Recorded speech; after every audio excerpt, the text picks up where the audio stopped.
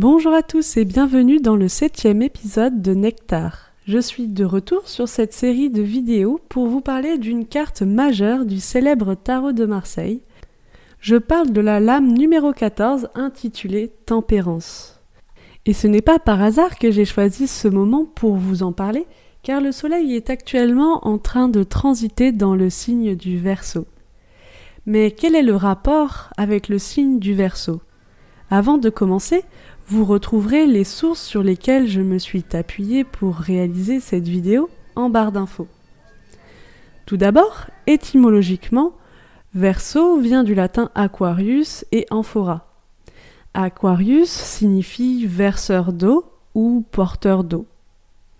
Amphora signifie amphore. En effet, le signe du Verseau est souvent symbolisé par un homme tenant une amphore de laquelle coule de l'eau.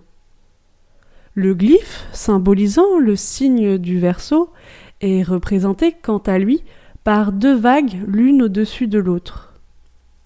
À partir de cette étymologie et cette symbolique prêtée au signe du Verseau, nous nous rendons compte que nous la retrouvons dans la carte de la tempérance. Si l'on observe cette carte, pour ma part c'est celle aux éditions Grimaud, nous voyons sur celle-ci un ange qui semble être sur la terre et qui tient dans chacune de ses mains une amphore desquelles circule un fluide, de l'eau semble-t-il. Cette eau forme aussi deux vagues, comme dans le glyphe du signe des Verseaux. Et la symbolique de l'amphore m'évoque les 6 jarres dans lesquelles Christ changea l'eau en vin pendant les noces de Cana de l'Évangile selon Jean. Les 6 jarres préfigurent justement l'ère du Verseau, qui sera la 6e ère de notre humanité. Et l'ère du Verseau représente notre futur puisque nous en sommes actuellement à l'ère des Poissons. Et en astrologie, le signe du Verseau est le signe du futur. Ainsi, la carte de la tempérance semble nous dévoiler une partie de ce futur grâce au personnage angélique qui la représente.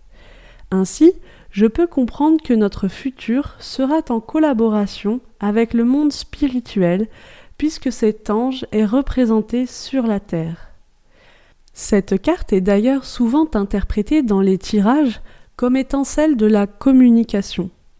En effet, il s'agit ici d'une communication entre les deux mondes, le monde terrestre des êtres humains et le monde spirituel, angélique.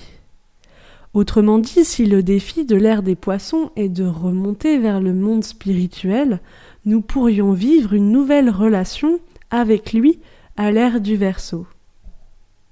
Et voilà, c'est tout pour aujourd'hui. Je vous remercie pour votre écoute. Si vous voulez en savoir plus sur la carte de la tempérance ou du signe du Verseau, je vous invite à vous abonner à ma chaîne. En attendant, je vous dis à très bientôt.